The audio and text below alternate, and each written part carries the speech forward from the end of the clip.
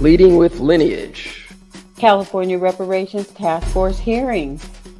Final report recommendations. California Freedmen Affairs Agency, CAFA office. The Fund for Reparations and Reparative Justice. Free the land, eminent domain, unjust property taking return. And the Mass Media Group was there. Reparations Now, the documentary where it all began. Released Juneteenth, 2023. Now listen, if you can't handle the TR room, don't tune in. Available to watch on Tubi TV and other streaming outlets. As always, thank you for the support.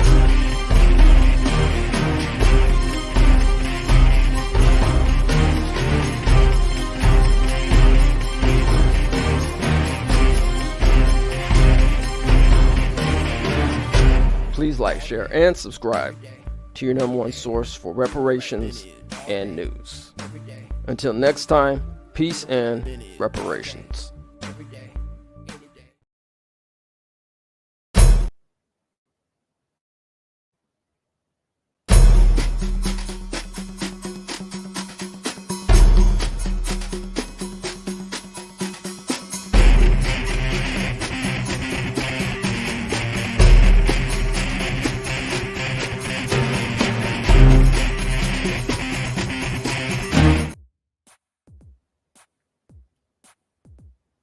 Welcome everyone.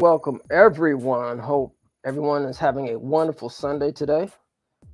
And we're going to be going over the California Appropriations Committee Assembly hearing, actually later in the show. But today we actually wanted to talk about SB 1327. But I want to introduce, for those that don't know, our good brother Antonio Ray Harvey. What's up, Antonio? How you doing, man? I'm doing great this afternoon, brother Morton. Doing great. Thanks for asking. I hope you're feeling well too. Good, man. Good, brother. So yeah, man. So we're going to be talking about. Let me go ahead and upload this slide here so everybody knows what we're going to be talking about today.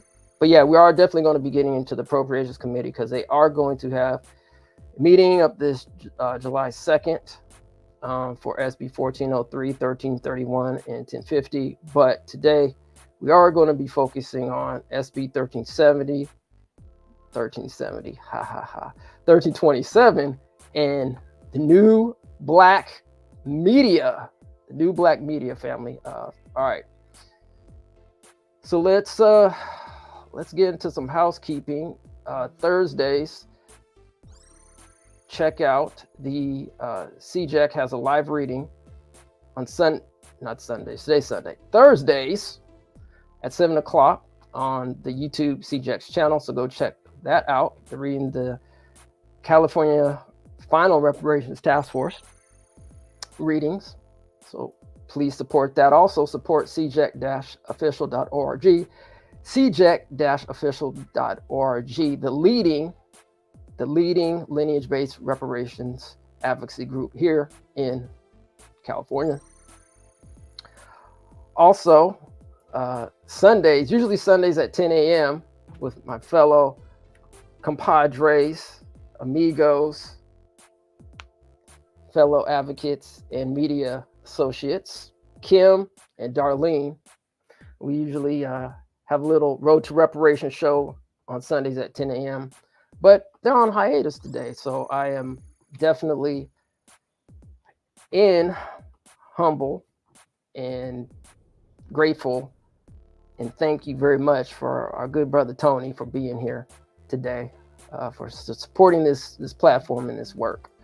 All right, if you have yet to check out reparations.com, Reparations Now, in which our good brother Antonio Ray Harvey is interviewed in it, and he brings some fire to that documentary, along with some other good brothers and sisters from our good LEAP organization and ARC Bay Area and ARC Sacramento family.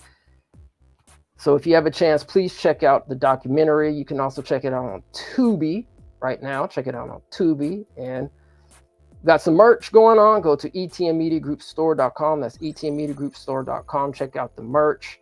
It should be in the link of the description on our YouTube page. I think we're also streaming to Twitter as well. So if you're looking for those links, definitely come to our YouTube page and subscribe, like, share, and subscribe to our YouTube page. And also in the detail is the Amazon link. You can support our channel. It's all free. Just go to our Amazon link. All right, what's next? And the 1866 Reconstruction Treaties between the United States and Oklahoma tribes. Can't thank our good sister, Friday, and also our good sister, Sharice Cryer, going through this documentation, the 1866 Reconstruction Treaties between the United States and Oklahoma tribes. We're actually going to have, hopefully, a couple more reads on this. We actually haven't read the treaty itself yet, but we're just giving it some context before we read into it, but some powerful information there. If you want to reach out to your California state rep, just hit that QR code, sponsored by cjec-official.org. You can check them out, hit that QR code to find your California state rep.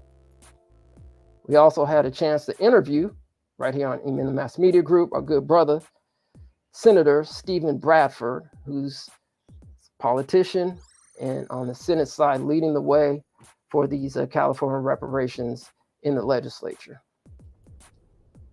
For those that don't know, in here in California, it will take 41 assembly members, 21 senators, and 1 governor to sign that California reparations here in California. So far, it's gone past the Senate. So now we're in the assembly. All right. And if you have yet to become a member here on Even the Mass Media Group, ETM Media Group's page, please become a member and support our channel. We would greatly appreciate that. All right. So once again, SB 1331, SB 1403, and SB 1050 did pass the Senate. So if you can see on that screenshot, you can see those who did vote for these 3 bills and those who did not. And once again, we have the Assembly floor vote hopefully coming up, but it's still got to get past the appropriations. And speaking of the Appropriations Committee, here is the Appropriations Committee. Buffy Wicks is the chair, and Kate Sanchez, the wonderful Kate Sanchez, who had her lovely time in the what you gonna say, Tony? 15 seconds of fame. Yeah, Yep. 15 seconds of infamous fame. Yeah, 10, 15 seconds of infamous fame. And shout out to our good brother Chris Lodson, who is one of the eyewitnesses who had his testimony there, along with Senator Bradford. Our brother Chris Lodson had to actually correct her in her assertion that, about her understanding about that sum of reparations. That was misinformation. But thanks, brother Chris Lodson, for doing that. All right. So SB 1327 and new black media. SB 1327 and new black media. But before we get into the new black media, I wanted to go over 2 definite icons and would like to get our good brother Antonio Ray Harvey his take on it as well, because not only is Antonio a journalist, but he is a historian. I'm an armchair historian myself. And so let's go through our good brother. I'm gonna share my screen here so we can talk about the legacy of black media. All right, in particular, Black American descendant media. All right, let's see here. So let me my screen. All right, let's go to our good brother. Let me know, Tony. Can you see the screen, bro?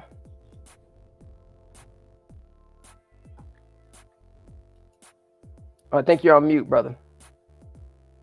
Sorry about that. Yes, we have William Monroe Trotter. Good. Okay. All right. I'm just going to read the first paragraph, man. And if there's any other, things you want to elaborate on that, then we can get into it. And then we'll go to our next great icon. But let's read who William Monroe Trotter is for those that don't know.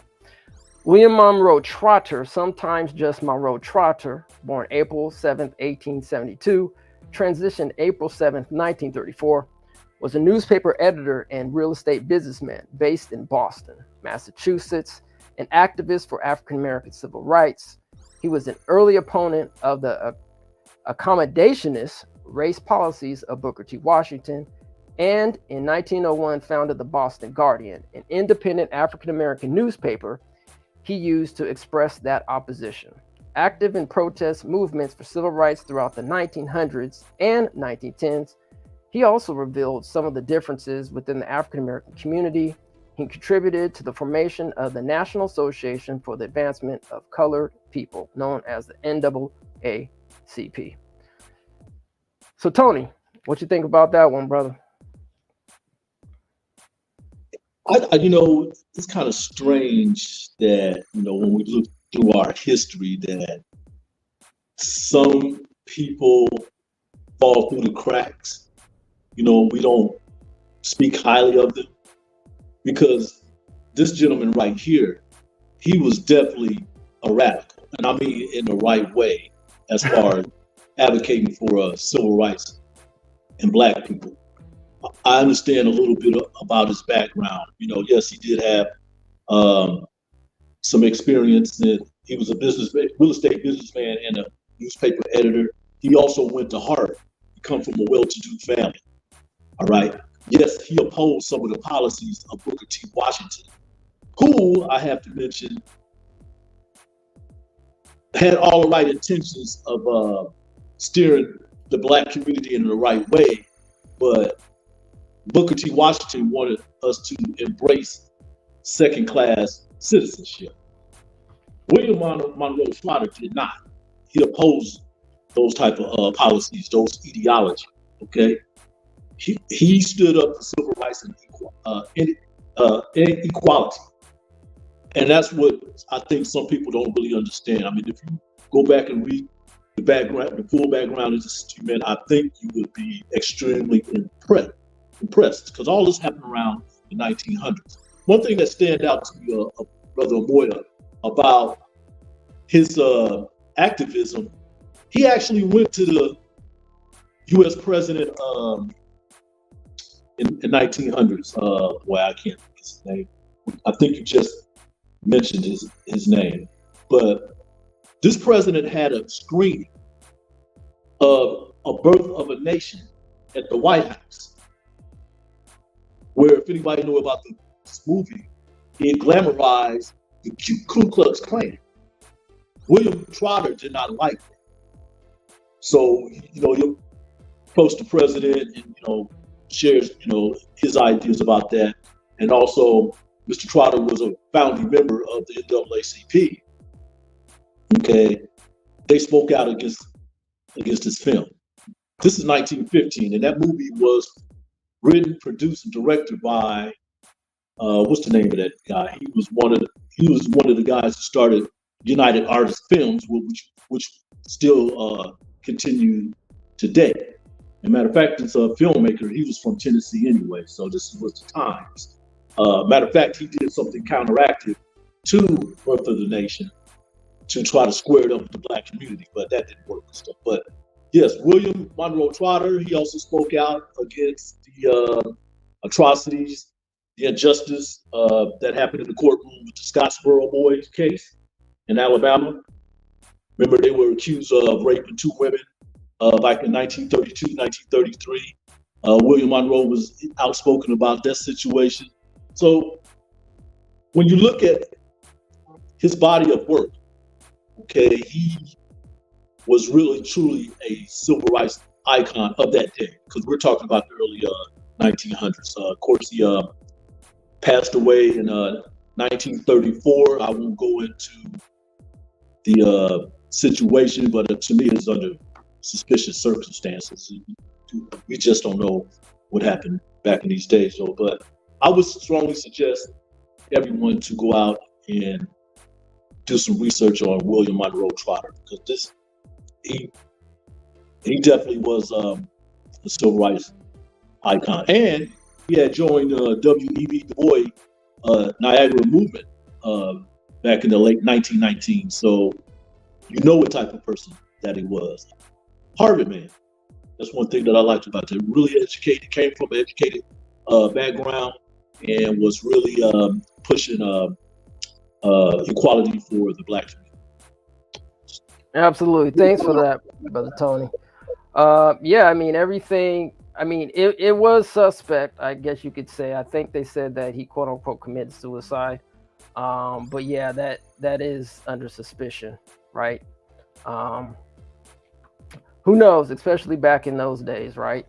But allegedly, let's just use the term allegedly. Yeah, let's just say allegedly, because it's over 100, almost 100 years ago, since his passing. We have no idea, how it was reported, what it was said on the death certificate, or what the situation was at this time, because he died at his home in Boston, Massachusetts, Dorchester, Massachusetts. So, right. Yeah, but I'm really impressed with his background, his body of work, his experience in the civil rights movement of the day. Absolutely, and the reason why I wanted to highlight William Monroe Trotter is because sometimes we don't actually highlight those who actually fought specifically for Black American descendants. There's some trope out there that some of our ancestors, not all, but some of our ancestors, especially on the media side, didn't really fight for us. And so I just wanted to highlight, our good brother, William Monroe Trotter, who actually did, who could have at one point, since he did come up from a quote unquote well-to-do family, decide not to do what he did. He could have just pursued his business adventures, but he decided to actually, take his skills and his money and, provide an outlet for those who he felt at the time didn't have a voice to do so, which was definitely radical, well-deserved. So thank you, our ancestor, William Monroe Trotter. Yeah. And I would just want to say that was Brother Moya's President Woodrow Wilson. Yes, sir. Who was a known and well-documented racist president as it is. And this was in 1914 when they had this meeting about that movie, The Birth of the Nation. I also want to preface the fact that William Monroe Trotter, he founded the Guardian newspaper back in 1901, I believe that was. Mm-hmm. Okay, so he was a journalist. He was definitely a journalist. And these days, to get your point across, the newspaper was the most powerful medium to do it back in that day. Now we have internet, we have all such platforms, social media platforms, and news platforms. We can reach the masses in that way, but this was definitely one of the tools that was used, especially with these Black journalists back in this day, to get the message out about the truth. To tell you the truth, to be honest with it, they were telling the truth about some of the things that was going on in the Black community, and he definitely was one, and he had a vehicle to do that. Matter of fact, he owned a couple newspapers as well as real estate companies and stuff. And this is a time that he went to school for Harvard. He really had a hard time trying to crack into real estate and banking. I mean, as far as jobs, because of his color. Yep. So what do? You start your own business. Okay. Start your own real estate company. You start your own newspaper. So obviously there was some entrepreneurship going on with Mr. Trotter too. So I would end it right there, but yes, you are absolutely right. We should give this man his flowers, Brother Glass. Absolutely. And just to note, that was W.D. Griffith, which the I believe he was the director in the story that was based off of The Birth of a Nation. W.D. Griffith. Okay, now W.D. Griffith, and you have background on this too. He was a producer, writer, director. Remember, he hooked up with Mary Pickford and Yep. Charlie Chaplin and Douglas Fairbanks, and they created United Artists Films Absolutely. because they want to have more control of, their artwork and stuff. And that's what that is today. And United Artists Film Production Company is still in effect today. So yes, W.D. Griffith. Thank you. All right, brother. Well, let's go on to a good sister here. Share this tab.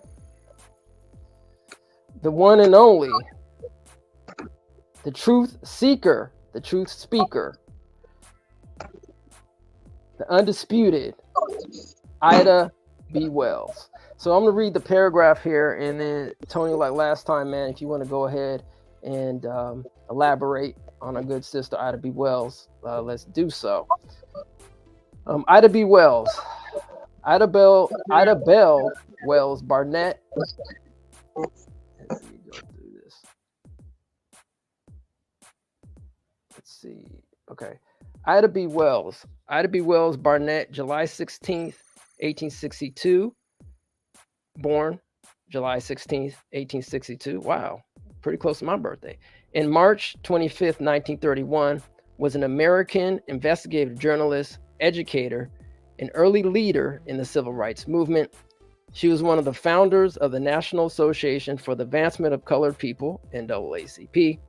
Wells dedicated her career to combating prejudice and violence and advocating for African American equality, especially that of women. I'll just read through the next paragraph and then we'll stop there. Throughout the 1890s, Wells documented lynching in the United States in articles and through pamphlets such as Southern Horrors, Lynch Law in All Phases, and The Red Record, which debunked the fallacy frequently voiced by whites at the time that all Black lynching victims were guilty of crimes. Wells exposed the brutality of lynching and analyzed its sociology, arguing that whites used lynching to terrorize African Americans in the South because they represented economic and political competition, and thus a threat of loss of power for whites. She aimed to demonstrate the truth about this violence and advocate for measures to stop it. All right, brother, you want to go ahead and elaborate? Here it is right there. Knowing about Ida B. Wells' background makes me more prouder to be a journalist, to be in this business and to advocate for our community, the Black community, because that's exactly what she was doing. As you can tell, around the same period with William Trotter, early 1900s, these things were taking place because slavery had ended like 40 or 50 years before. So it was really tight. It was a really tight situation that was going on in the Black, with the Black experience. And she was able to convey that through her writing. Now, understand, as you had mentioned, she was born in Mississippi, the northeast part of Mississippi, pretty close to Memphis, Tennessee. Her dad was a well-to-do guy too. He was really into politics. Didn't vote for Democrats. He had later on joined the Republican movement, but he spoke out against the Democrats because what was happening during the Reconstruction period. Okay, so I'm sure his daughter picked up on these things at a real young age because they died of some type of epidemic that was going on. Her mother and her father, later on, because she ended up raising her brothers and sister with her, along with her grandmother.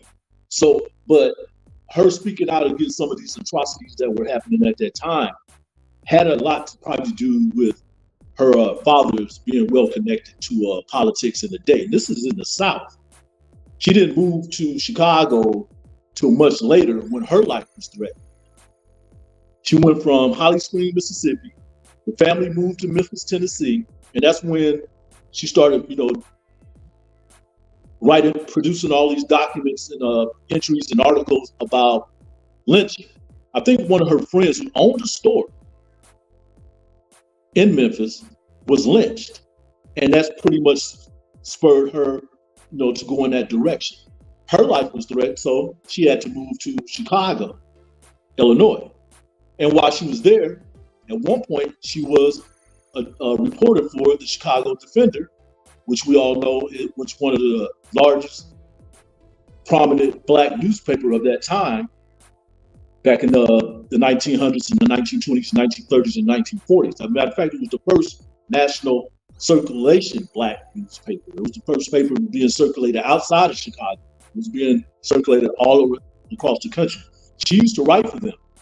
She and her husband bought a home in South Chicago, Brownsville, what they called it, and pretty much the rest is history. But what she was doing, she was the one who brought attention to postcards of lynchings being mailed out through the post office. She was the first one that brought that up. How can you, put on this show a spectacle of violence and then, use the images, as a toy or entertainment and mail them to certain parts of the country to friends or whoever like that? She didn't live long enough to see that process, that policy end. I think it was in the 1940s during the Franklin D. Roosevelt administration. That's when they stopped letting the public mail postcards of lynchings in certain parts of the country. So that was Ida B. Wells. There's so much that we could say about her career, but she's the mother of Black journalism, if you ask me. She's the godmother of Black journalism as it is today. And one of her famous quotes, I would never forget, that went in the same sense. In order to combat justice, I'm not saying it word for word, you have to shed the light on it. Okay, and that's what she meant, by her writing. She had to write about it and let everybody know that these things were happening. Because as you had mentioned in the early presentation, Omoya, most of these lynchings, probably all of them, were perceived as the Black victim who was lynched was guilty of something. And it was mob violence. They never really got a fair trial anyway. Ida B. Wells. Shout out to Ida B. Wells. Thank you, Tony, for that information, man. I want to highlight something about her father. It says James Wells was born to an enslaved woman named Peggy and Peggy's white enslaver. Thus, he was enslaved under the doctrine of partus sequitur ventrem. So I just wanted to note that because there's just a lot of, how can I put it? I guess there's just a lot of people saying that, what does slavery have to do with today, right? Slavery was such a long time ago. Really? Literally, Ida B. Wells, right? So what's that, 2-3 generations, 4 sometimes? Her father was enslaved, okay? Just coming out of slavery. So no, family, slavery was not that long ago, first of all. And in theory, we're still going through slavery, just by another name. All right, so all that rhetoric about slavery was so long ago, we don't want to hear that anymore. That's a tired trope. And so it's still impacting not only Black Americans, but it's impacting all of America, right? So thank you, brother Tony, for that. I wanted to highlight William Monroe, Trotter, and Ida B. Wells. Did you want to say anything else before we go on to the next one? Yeah. I'm glad you brought up that part about Ida. Yes, I've missed that part about him being born as her father, James, being born a slave. She herself, Ida B. Wells, was born on a plantation too. But remember, this is after slavery. She was born on a plantation in Holly Springs, Mississippi. Now, there's a college there that I was able to visit one time. I can barely remember it, but I do remember visiting there, and it's called Russ College. It was called Shaw College when her dad had some type of affiliation with it. I think he was a board member of this college. That college is still in operation today. Is one of the historical Black colleges and universities, one of the 100 that we have, and it was started in her hometown of Holly Springs, Mississippi. So I think Holly Springs probably like 45 miles southeast of Memphis, Tennessee. So it's in that area right there. Just a lot of history going on there. But all I just want to say is, once again, I thank you for doing what you're doing, because it's a lot of Black journalists out here today, Ms. Wells, who are following your footsteps. And we're still carrying that torch. We picked up the baton and we're running with it. And then once we have to put it down, we'll have the next generation coming out after you, because the Black newspaper is so essential to the Black community as far as fair and balanced reporting. Absolutely. Absolutely, brother. All right, so I wanted to kind of go to the next screen here, just to put things in context before we actually read the bill, because I think it's important that we establish some vocabulary, some words, so we just know what direction that we're going before we actually start reading the bills, and why it's important, not only even in the mass media group what we're doing, but all the new Black media and some other people out there who are advocating for a new Black media. And also shout out to California Black media as well, which Tony is affiliated with here in California. Just making sure that we understand that we actually do have rights as the press, and that it's important for those that want information, that we as journalists and media, that we try to keep everything, not only ourselves accountable, but the information, most importantly, accountable. So let's go on to the First Amendment. Congress shall make no law respecting an establishment of religion, or prohibiting the free exercise thereof, or abridging the freedom of speech or of the press, or the right of the people peaceably to assemble and to petition the government for a redress of grievances. All right, Tony, do you got anything to say about that, brother? No more than, it's our right, to voice our opinions and our ideals, and our position in society. We have a right to say these things, okay? Not to be racial about all things, but that's what the First Amendment and the Constitution is all about, and that's what it stands today. It's getting a little bit muddled now, on some fronts, or maybe many fronts, but that's pretty much the gist of it, as far as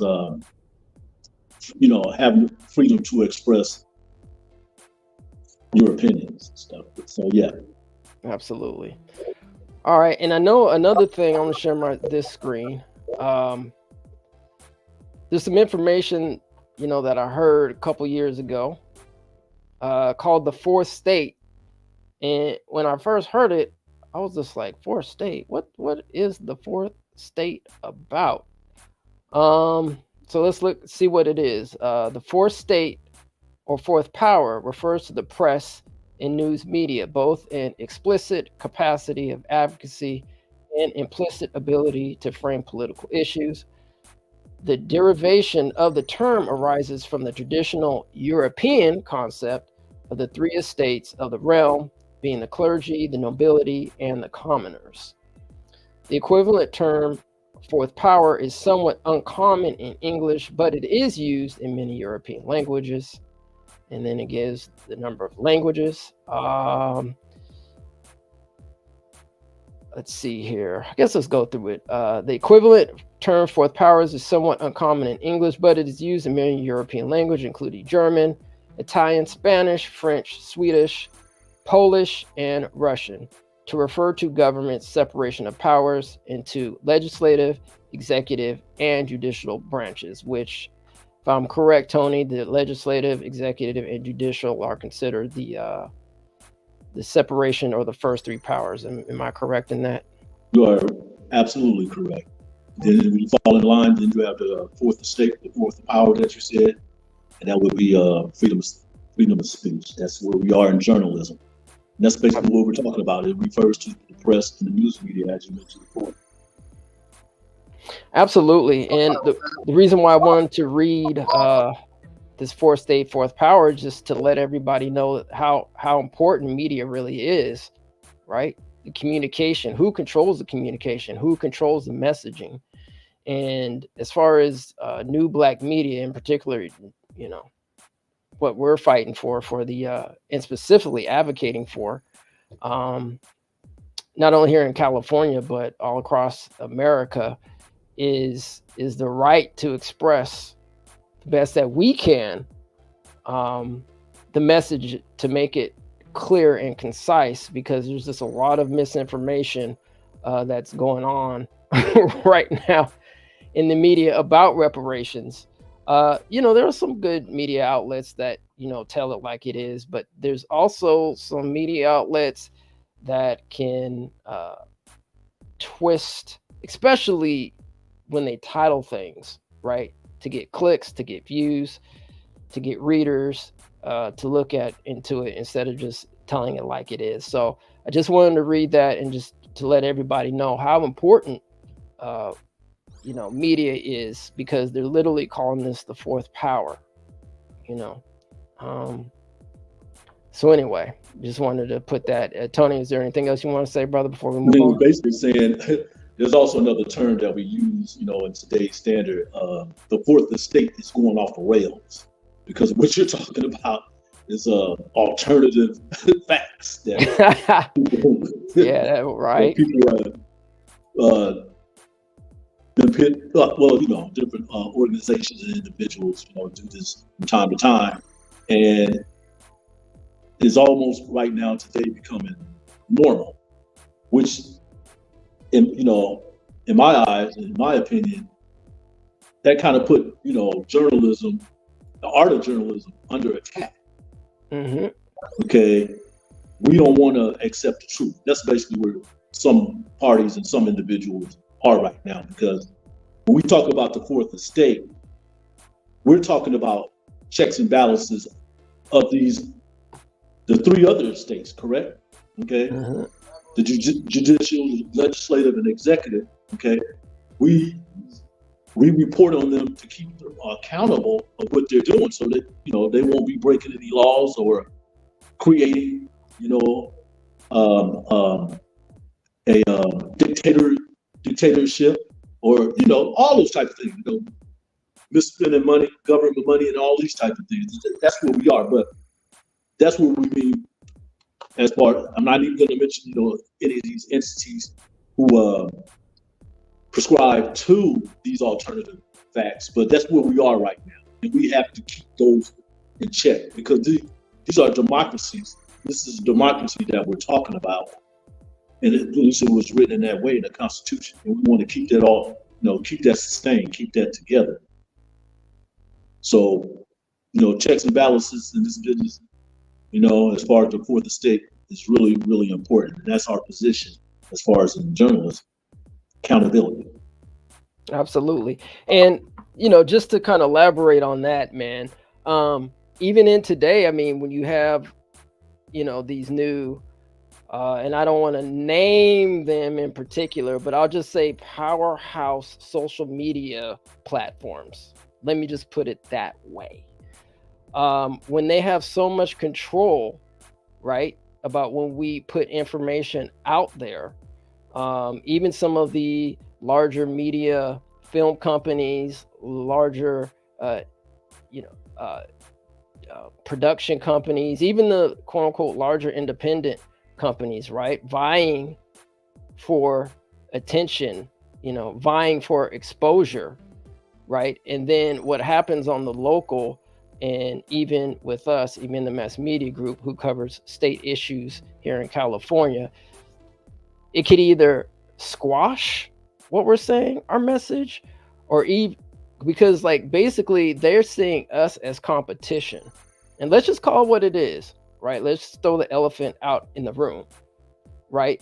And but I must say, at the other end, that's a good thing about the internet. The internet has allowed other voices that normally, in traditional sense, you probably couldn't afford to get your message out there, because especially in print, man, print is so expensive to print up newspapers. I mean, you got to have the machinery, right, to print it up. Then you got to advertise, and then you got to get people to read it. So I give credit and kudos, and I shout out to all those, Black journal media papers, especially in print, that are still going. I know we're transitioning more to a digital landscape, but that's why I wanted to mention this and why it's so important when we segue into SB 1327.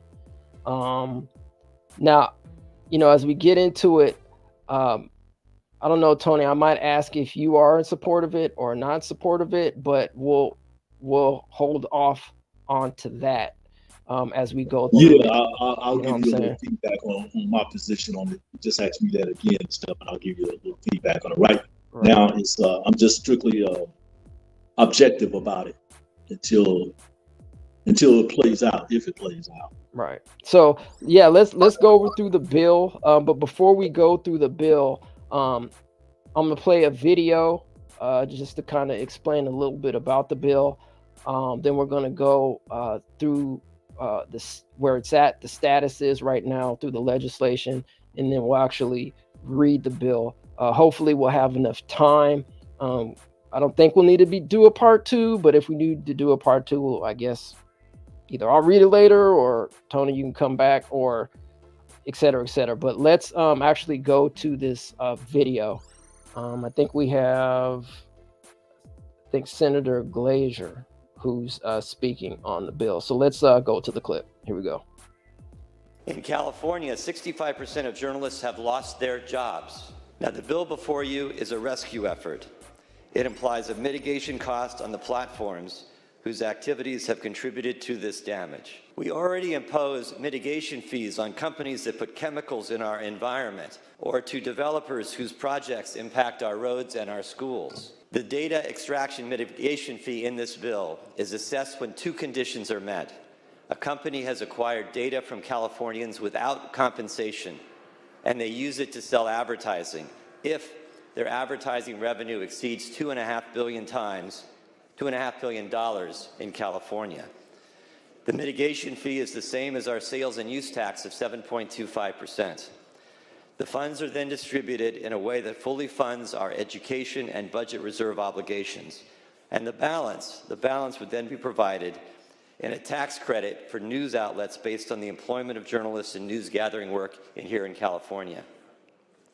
Enhancements are provided to small community and ethnic media outlets and special projects to support and enhance the hiring and training of a diverse journalism workforce. Members, all of this is done in a content-neutral way. Just as we have funded a movie industry tax credit with no state involvement in content, the same goes for this journalism tax credit. Now, each of us knows that how on-the-ground reporting informs and impacts our lives. The legislative action that we all take each year is so often in response to the stories that are discovered and written about through good journalism. Now, you know the saying about journalism, their job is to comfort the afflicted and afflict the comfortable. Now, that sometimes means that we are not always in a favorable light when stories and editorials are written. Who hasn't felt at times that one story or another wasn't fair or balanced? Who hasn't had a tough editorial written about them? I certainly have, numerous times. But the matter before us, the future of independent journalism, and the protection of our democracy is so important that we must look beyond the selfish hurt that we sometimes have endured. Now, Assemblymember Wicks has a bill that works to assist in the preservation of journalism in a way that's different but compatible with this bill. Our Judiciary Committee advanced it on Tuesday in the hope that she and I can work with stakeholders this summer in balancing everyone's interest. This bill would be a Senate vehicle to join that important work. Just a few months ago, in response to these two bills, these powerful platforms began to curtail links to news stories. Their threats elevated to say they would end charitable contributions to news outlets if this bill became law. Even worse, one outlet proclaimed that they may use artificial intelligence to create news.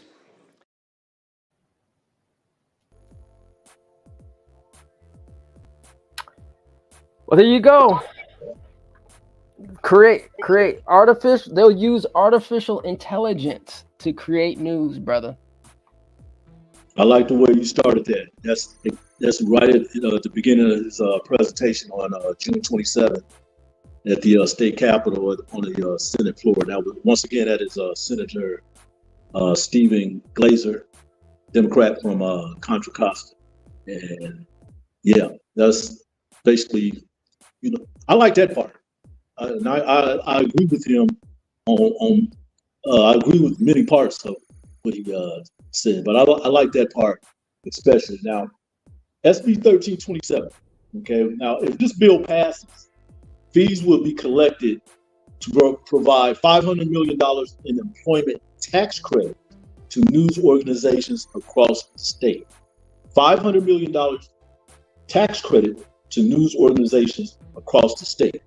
So what that does, as he mentioned early up in his presentation, any digital tech company that collect revenues, advertising revenues, in excess of $2.5 billion, that's the minimum,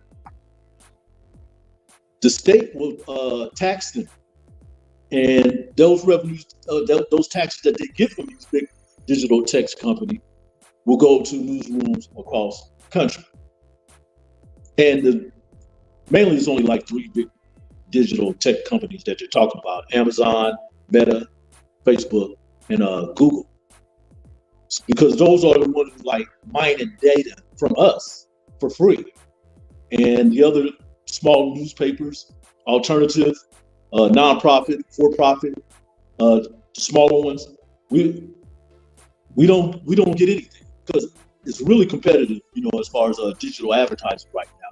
No one has ever figured out that way to make money, but they're mining, data from us, and they're using it to profit off of that data through their company. So that's basically what they're talking about. And the tax would be from these companies will be at a rate of 7.25%, which I think is the current state rate as it is. So these, and it's part of the bill if it passed. Okay. Well, yeah, brother. The taxable years. I just want to say this part. The taxable years will be beginning this January 2024 until January 2029. So it's only like a five-year measure because it'll sunset in 2029. So, well, we'll definitely get into it. I believe it mentions that in the bill, but if it doesn't mention this bill and you have some other information to provide, we'll definitely do that, brother. Mm-hmm. But yeah, thanks for that, man. Appreciate that. And I just want, if I did say before I mute myself, it passed in the Senate. It was an emergency bill they call it, but I'll just say emergency bill. Mm-hmm. That went to the Senate floor and it passed 27-7. Yep. And it needed 2/3 of the votes to pass off the Senate bill floors to advance to the Assembly. It made it by one vote. Well, actually, it made it by one vote because Senator Stephen Bradford, who's vice chair of the California Legislative Black Caucus, was basically the deciding vote. Okay, they had one Republican that voted on this bill, and that was Scott Wilkes. He was the only Republican out of the 8 Republicans in the Senate that voted on this bill. So that would have gave it 26, but it needed 27. So technically, Senator Bradford put it over the hump to make sure that it passes off the floor. I did want to say that. Absolutely. That's a good segue. I don't know if people could see on the screen here. If you're on Twitter, I don't think Twitter shows visual stuff, but if it does, good. But eventually on the replay, you'll be able to see our screen on YouTube. As Tony did mention, it did pass the assembly. I think I might actually put that clip up. I mean, I didn't know if, our viewers would be interested in watching anything like that. But I think I'll just put the clip up so people can see what Tony's talking about, just for people just want to watch it. But yeah, it was an urgency clause, passed 27 A's or I's and 7 no's. And now it's at the assembly. And so that was as of June 27th. So it's on the assembly floor right now, or not the assembly floor, sorry. It's in the assembly right now. So that's where we're at with this bill. So, all right, brother, I guess let's get into the bill.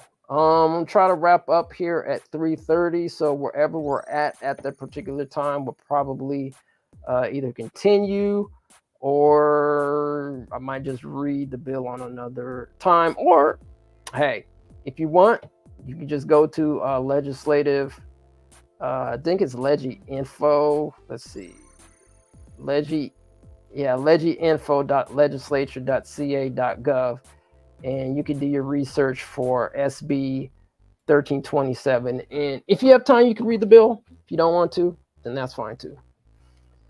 All right. So before I go, brother Tony, can you see my screen? Oh, sorry. Let me the wrong one. All right, can you see the bill number? All right, you're on mute, bro. I see that. I can see it now. I see it clearly. All right, wonderful. Okay.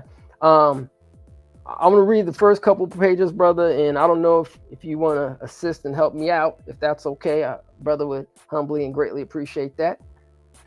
But I'll take the first couple pages, bro. All right, so let's get this party started. SB 1327, Income Taxation Credits, Local News Media Data Extraction Transaction, 2023-2024. Date published 5/17/2024. All right, it's amended in Senate May 16th, 2024. Senate Bill number 1327.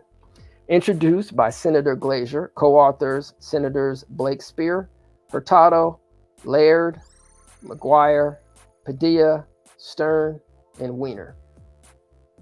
February 16th, 2024. Legal Counsel's Digest. SB 1327, as amended. Glazer, Income Taxation Credits, Local News Media Data Extractions Transaction. 1. The personal income tax law and the corporation tax law allow various credits against the taxes imposed by those laws. This bill would, for taxable years beginning on or after January 1st, 2024, and before January 1st, 2029, allow a credit against the taxes imposed by those laws for portions of the cost for qualified services paid or incurred by a qualified taxpayer. All right. Let's see, we're starting here.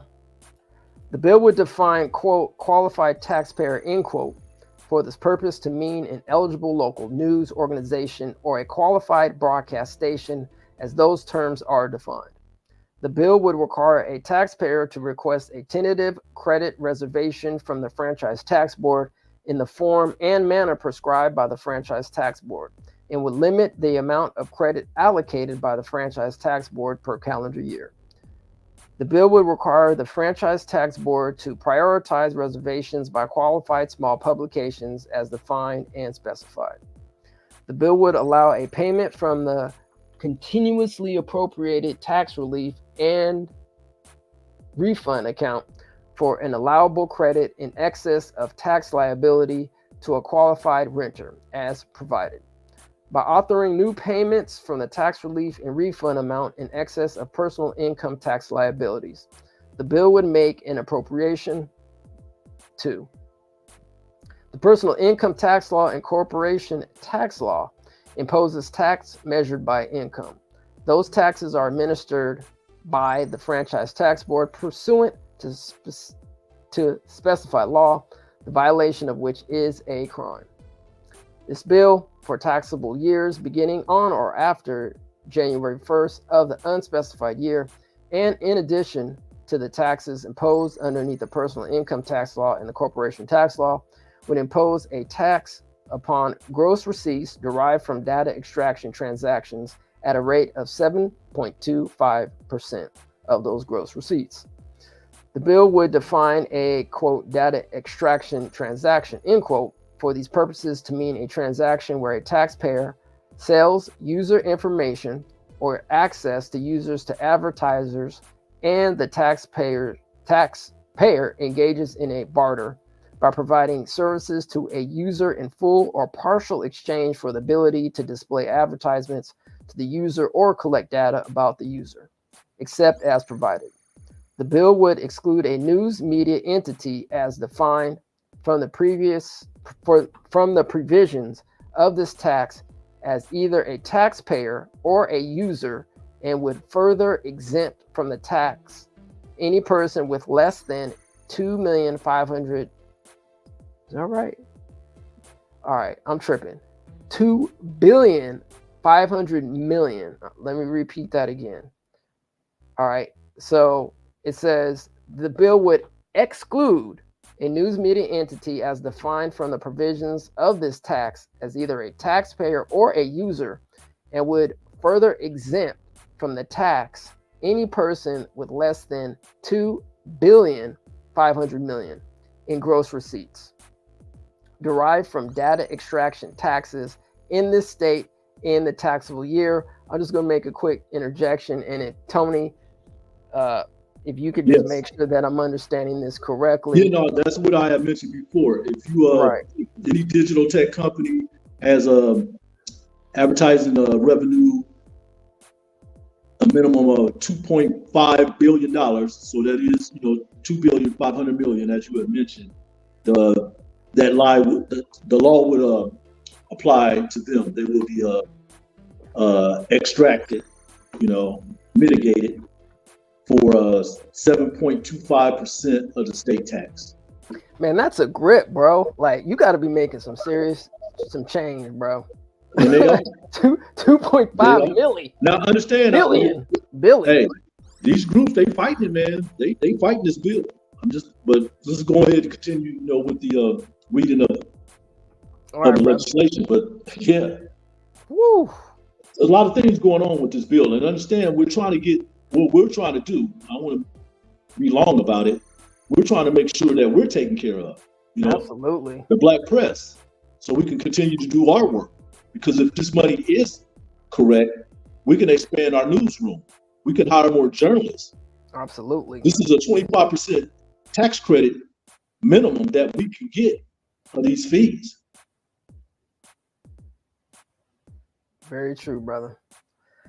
All right, let's continue. The bill would establish the Data Extraction Mitigation Fee Fund in the state treasury and would direct all revenues from the tax, less refunds and reimbursements, be deposited into the fund as specified. The bill would appropriate $15 million for journalism fellowships as specified, and would require the remaining monies in the fund, except as provided, to be used upon appropriation for grants to eligible nonprofit local news organizations administered by the Franchise Tax Board. Real quick interjection. Tony, do you know any black nonprofit local news organizations off the top of your head? Us, California Black Media, Wire Service. Well, there you go. That's one. And Cal Matters, I think Cal Matters is a nonprofit too, Moya. If I'm not mistaken. I think they are. Okay, so they're a little bit bigger than most of us and stuff. They have some statewide too. Yeah. They're basically a wire service too. Mm-hmm. So yeah, I mean that's why, man, it's important, man, that we read these bills to see if we want to support them or not support them. But anyway, thank you for that, man. All right, so let's continue. For grants to eligible nonprofit local news organizations administered by the Franchise Tax Board, as specified. The bill would require the Franchise Tax Board to administer this tax in accordance with existing franchise and income tax law provisions, the violation of which is a crime. By expanding the crimes related to the franchise and income tax laws, this bill would impose a state-mandated local program. 3. The personal income tax law and corporation tax law, in modified conformity with federal income tax laws, generally allow various deductions in computing the income that is subject to tax imposed under those laws, including miscellaneous itemized deductions that are allowed only to the extent that the aggregate amount of those deductions exceeds 2% of adjusted gross income. This bill, for taxable years beginning on or after January 1st, there's a blank, would allow a deduction in computing the income that is subject to those laws equal to the amount of taxes paid by the taxpayer under the above described data extraction transaction tax. 4. Existing law requires any bill authorizing a new tax expenditure to contain, among other things, specified goals that the tax expenditure will achieve, detailed performance indicators, and data collection requirements. This bill would include additional information required for any bill authorizing a new tax expenditure. 5. This bill would make findings and declarations related to a gift of public funds. 6. The California Constitution requires the state to reimburse local agencies and school districts for certain costs mandated by the state. Statutory provisions establish procedures for making that reimbursement. This bill would provide that no reimbursement is required by this act for a specified reason. 7. This bill would declare that it is to take effect immediately as an urgency statute. Vote 2/3, which Tony mentioned earlier. Appropriation, yes. Fiscal committee, yes. Local program, yes. So all those yes boxes were checked. All right, let me read. I'm sorry, go ahead, Tony. Oh no, I just made a mistake in this. Go ahead. Okay. All right. Let me read, I guess, one more page and kind of see where we're at, and we might pause it there, and then pick it up next time. The people of the state of California do enact as follows. Section 1, the legislature finds and declares all of the following. A, the largest internet corporations use their control of essential online platforms to extract personal data, which they use to generate enormous economic rents. Interesting. This personal data is highly valuable, as demonstrated by the massive profit these corporations make using this information to sell digital advertisements. For the purposes of efficiency and equity in the tax base, such economic rents should be subject to taxation. B, the sales and use tax law provides that products are taxed at a uniform statewide rate, which local governments and special districts can increase with voter approval consistent with the California Constitution. However, many digital transactions are hard to bring into the digital sales tax base because instead of paying a monetary fee, customers sometimes barter their personal information for access to digital platforms and services. Corporations then use this data to target advertisements on digital platforms. To tax this consumption, leading tax economists have suggested using the receipts earned from data extraction transactions as a proxy for the value of the barter. C. As has been noted by many, including the Organization for Economic Cooperation and Development, OECD, the value of the consumption provided by digital platforms typically increases as the size of its network increases. As such, the consumption value provided by networks of a small size is negligible, especially when compared to the compliance burden that would be imposed on smaller digital platforms. D. Digital advertising is not substantially similar to traditional print or broadcast advertising, as traditional advertising neither relies on the extraction of valuable personal information from users, nor does it serve as a proxy for currently untaxed consumption. Okay, let me repeat that again. Digital advertising is not substantially similar to traditional print or broadcast advertising. I'm just going to make a quick interjection and just to reiterate why this is so important, right? Because even though we do have the Nielsen data, Yes. Nielsen ratings to get some data information, but basically, man, like as far as like broadcasting, especially print, I mean, if you happen to have people's addresses and then your clients and customers, right, then you have that information available, but that's about it. But in the digital world, bro, like there's just so much information expediently that you can collect, I mean, really quick in this digital space, right? And then not only are they extracting this information, but they're making lots of money from it. So I'm glad that this bill mentioned traditional versus the current digital space. And to be honest with you, just go ahead.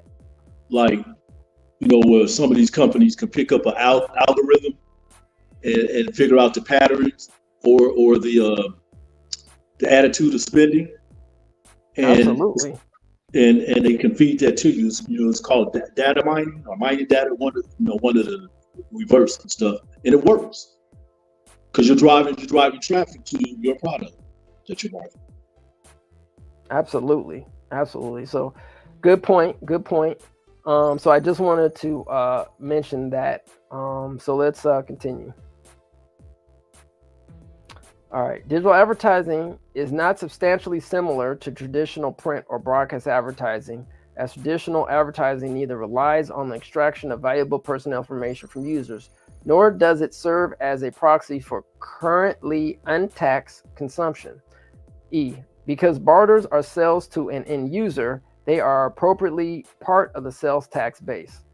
Profits from barters may not be taxed effectively to the extent the gross receipts derived from them are offset by business expense deductions, excluded by the water's edge election, or offset by tax credits. Furthermore, ethnic media stands out as an important form of journalism and communication. It plays a crucial role in informing, involving, and championing communities that often lack coverage from mainstream media, whether for profit or nonprofit. All right, man. Let me say something right about that. Yeah, let's touch on that. Go ahead, bro. When Senator Glazer created this bill, he told us, I'm gonna just say me specifically, at a press conference at the end of April, that what he's talking about right here, this is a model that he got from Black newspapers and ethnic media outlets and stuff. That's basically what he's talking about here, to design, to make sure that it fits with what we're doing. Mm-hmm. So we can collect the tax credit too. He went into a lot more details to it, but I can't cover all in a couple 5 minutes. But that was one of the things that some of the Black newspapers, ethnic newspapers across the state were concerned with, and A lot of them don't agree with it, and a lot of them do because they think that, once that happened, then they would have to spend more, from their newsroom or their business for advertising and things like that. That's what I mean. There's a whole bunch of things that's going on with this bill, but it was specifically designed to fit, the Black and ethnic media models that's out there. So what did you want to say about it? All right, man. Let me finish the next point, G, and then I'll elaborate and continue on what you're saying. So G says prioritizing support for these outlets is essential for maintaining the integrity of the fourth estate. Aha. Remember we talked about that earlier, family? The fourth estate. So now we know what that is, right? So integrity of the fourth estate in our democratic system. By fostering communication across racial and ethnic lines, ethnic media promotes social inclusion, encourages civic participation, and addresses disparities among all marginalized groups. All right, so I wanted to, and thanks, Brother Tony, for what you had to say, because I think it's important, especially when you're talking about California Black media and even the mass media group, is that I'm just gonna tell you straight up that we're often overlooked.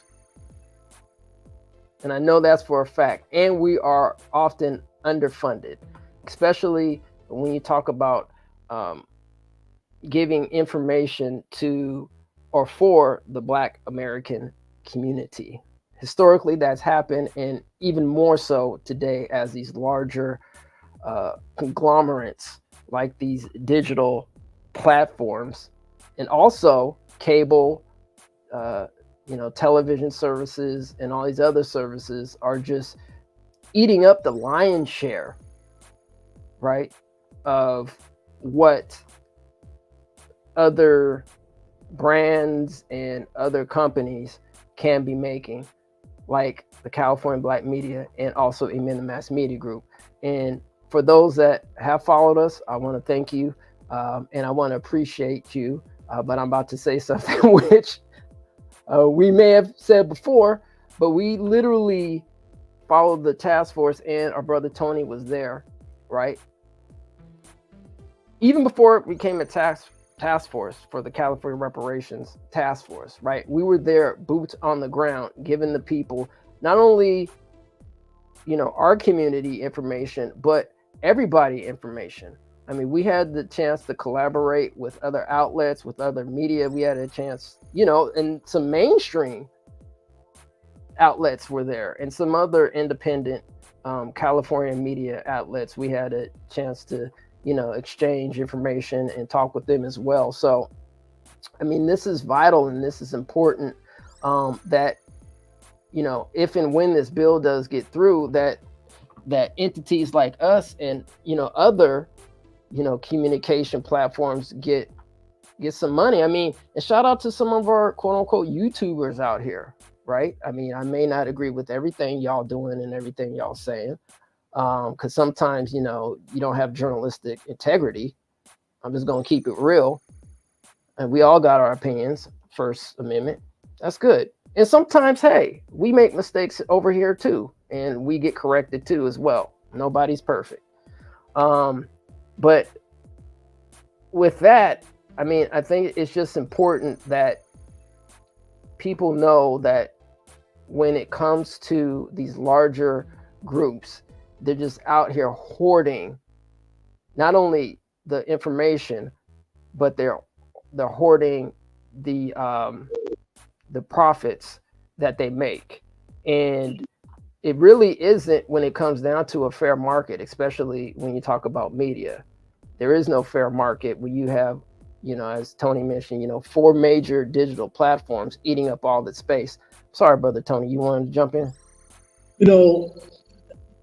I'm glad you came in this direction with this, towards the end of your reading, because haven't I been saying this before the Reparations Task Force meeting started 3 years ago, where we're at least as far as coverage, that it's a new ball game out there, folks. Okay, yeah, this bill is really important to the Black community. This bill is really important to Black journalism. This bill is really important to the Black experience. It's still got some work to do on it. But I've been saying, and I will not say it. And I want to say something, to Craig in the mass media. All right, I've been saying, since people have stopped buying newspapers and going to these platforms and these YouTube podcasts and things like that, Black folks got somewhere else to go. We don't have to pick up a newspaper and read what we done did to each other or kill somebody else, and it's a big headline above the fold. We have somewhere to go now. Now these big newspapers, these mainstream newspapers, services, they understand that. So now they're changing their mind. They're trying to go after the stories that really impact us. That, homelessness, education, the economy, okay, jobs, everything that affects us that we're trying to get ahead. Health, mental health, things like that. So now they're going out to get these stories, these Black stories, and putting it out there in front of our audience now. I'm not saying anything's wrong with that, but remember, there was a time that we were the target. Sensationalism, okay? The first 5 minutes of the news broadcast, so-and-so killed 2 kids in North Oak Park. Yeah, you understand what I'm saying? Yep. All right? Now, here we are. I remember in April 2022, Richmond, California, California Reparations Task Force meeting, which was hosted by Immense, the mass media, and CJ. 2 people came up to the microphone doing public comment.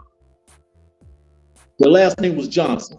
And they told a story about there was a Black community between Oakland and Hayward called Russell City.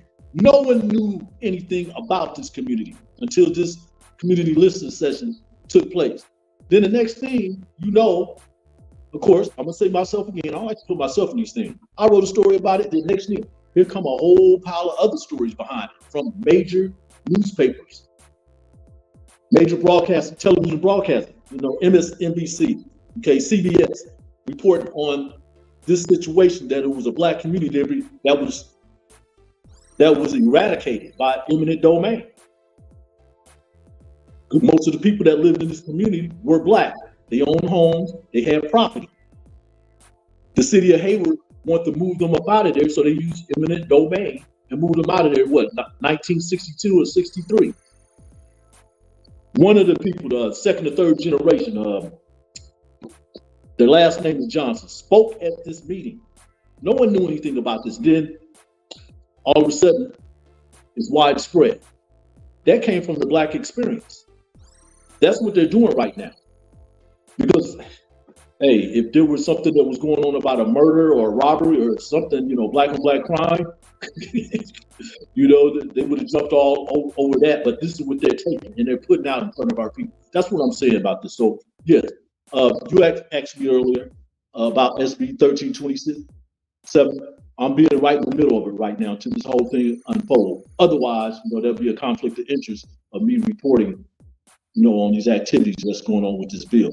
Later on, whether it dies or whether it passed, then I'll be able to elaborate on it a little bit more. But I can tell you this, it's a really important bill to the Black community at this point. And I mean, where we're going as far as Black newspapers, because we feel that we are doing the job, balanced, fair, and accurate reporting about us and what's important to us. So yeah, I just want to bring that up though. I'm glad you came to this part of the discussion of Moya and hit it on all cylinders. Wonderful, brother. Actually, as a matter of fact, man, I think I'm gonna pause it there and wrap it up for today. I don't know, brother. Should we do a part 2 on this? You know what? I have a full month because the legislature, will be out for a month before they come back in August. So we can do it next week if you want to. Oh no, wait a minute. Well, we can plan on it. Let's do that. Okay. There's so much to talk about it. You know, I know. It's all and good. we still have to talk about the reparations bill that's coming up too. I know this is something that you and Darlene Yes. take care of. Yeah, so I would strongly suggest that we let's just do a part 2 on Black news media. All right, let's do it. Media, the new Black media. The new Black media. All right, family. Let me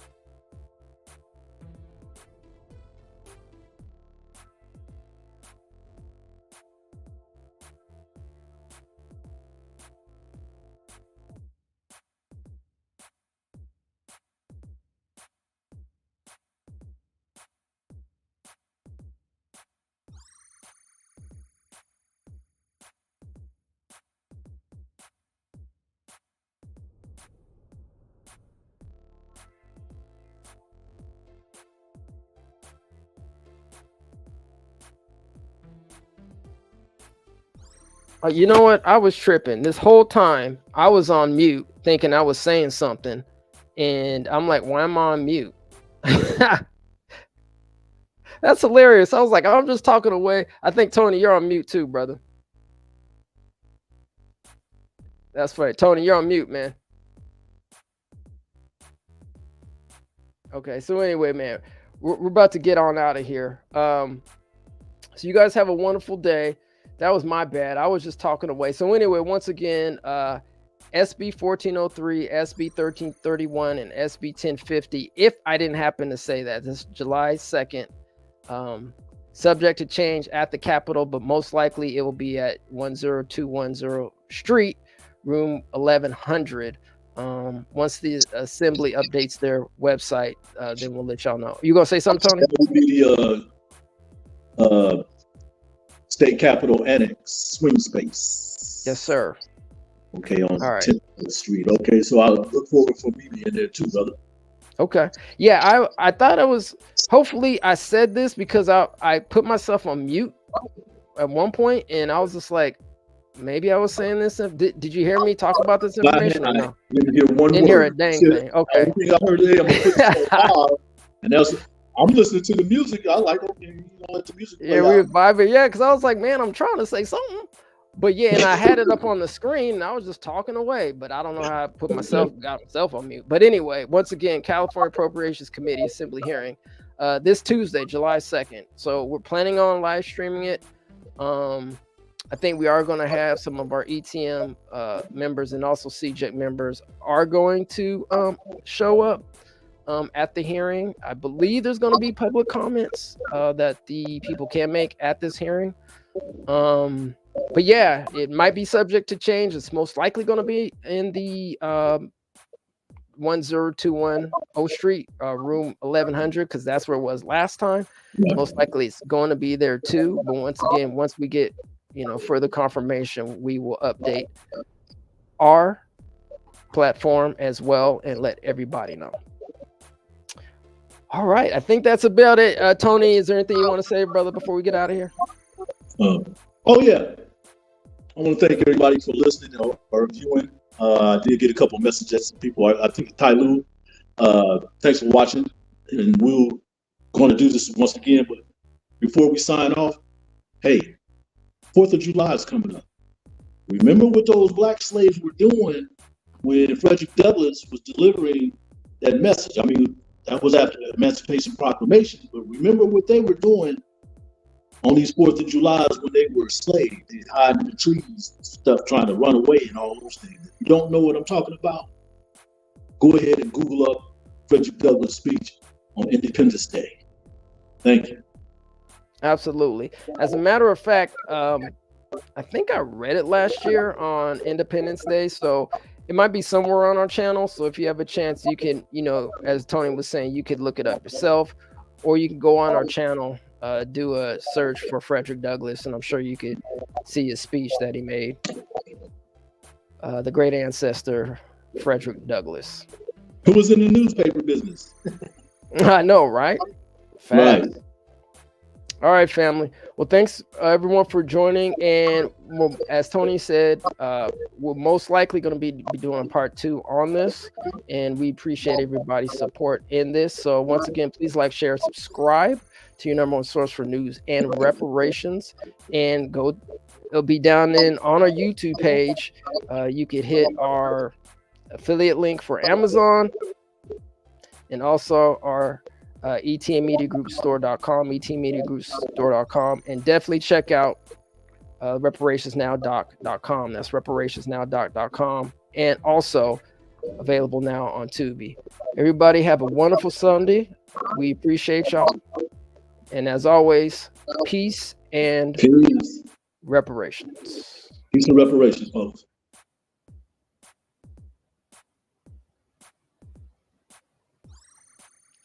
The way it currently stands, forced labor, slavery takes precedence over rehabilitation and public safety. Oh, by the way, while the Biden administration gives reparations to everyone but freed people, look at the billions he has run over to Ukraine. We don't have black grocery stores because if you think about it now, just to get in that supply chain, it's almost unheard of. They don't want the truth to get out. Okay? I don't want to know what my family did or what all these people did and all this stuff like that. Okay? You read that 500-page report. There's this thing called white superiority and black inferiority. That mindset allows all of the behaviors that we've seen across generations, allows for the construction of these policies and practices and systems and structures that continue to oppress us. This is not a handout. This is a debt that is owed. Allensworth was like the internet of his time in 1904, 1905. The total black population in California is about 2.6 million. And then of that, the descendants compose about 2.2 million of that. So California, with a multi-billion-dollar surplus, can absolutely afford to satisfy the international terms for reparations, beginning with compensation. Any financial obstacle that exists that impedes the success of increasing financial prosperity needs to be dealt with and eliminated. No matter where we've been, no matter what part of this fight we've been in, we've been harmed, and we've had harm done to us specifically. When I got to Los Angeles, this was some of the worst segregation I'd ever seen. And remember, I'm telling you, I'm from Mississippi. Because as you can see, I'm giving you broken history right now, you know? But I had to give it to you guys today. I said, no, I got to show them this because it's so precious and nobody really knows about it. Black people don't have that kind of luxury. Our historically black communities have been redistricted multiple times. Now listen, if you can't handle the TR rules, don't tune in.